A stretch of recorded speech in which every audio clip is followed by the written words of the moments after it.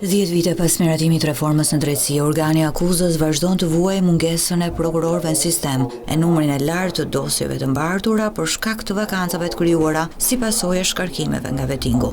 Prokurori i përgjithshëm Olsian Çela raportoi para Komisionit të Ligjeve se aktualisht organi akuzës funksionon me 70% kapacitetit e do duhen edhe disa vite për plotësimin e vakancave. Vakancat, të paktën në një projekcion që kam ose që ka shkolla e magjistraturës dhe Këshilli i Lartë i Prokurorisë, besoj që në 2-3 vitet e ardhshme do të jetë, do të kemi organika pothuajse të plota. Sipas prokurorit përgjithshëm, plotësimi i vakancave ka sjellë një problem të ri në sistem, pasi aktualisht gjysma e prokurorëve janë të rinj sapo kanë përfunduar shkollën. Ka një tendencë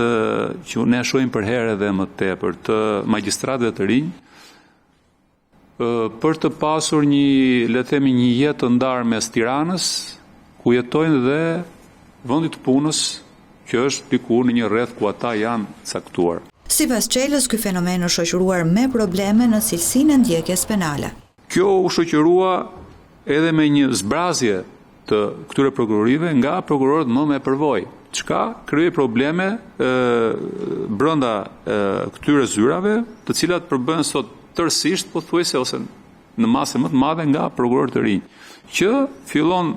normalisht të krijojë impakt në cilësinë e shërbimit për shkak të mungesës së përvojës që ata kanë në punë. Gjatë raportimit në Komisionin e Ligjeve, prokurori i përgjithshëm ka prekur edhe çështjen e falsifikimit të dokumentave të pronave në Bregdet, që është vendosur në qendër të vëmendjes së publikut pas zhvillimeve në lidhje me investimin në Zvërnec, duke pranuar se në këtë aspekt ka vend për përmirësim. Kemi në fakt probleme me një pjesë të falsifikimeve të cilat lidhen me shumë vite përpara, të cilat janë parashkruara, por ajo që mundet të them edhe që tregon një vëmendje institucionale në drejtim të këtij fenomeni është që një pjesë e sekuestrimeve që ne kemi të aseteve lidhen pikërisht me asete që burojnë nga falsifikimi i dokumentave të pronave, sidomos në Bregdet. Në raport me krimin zgjedhor gjatë vitit 2025, i cili ishte vit elektoral, prokurori i përgjithshëm deklaroi se janë çuar në gjykatë 14 raste me 30 pandehur.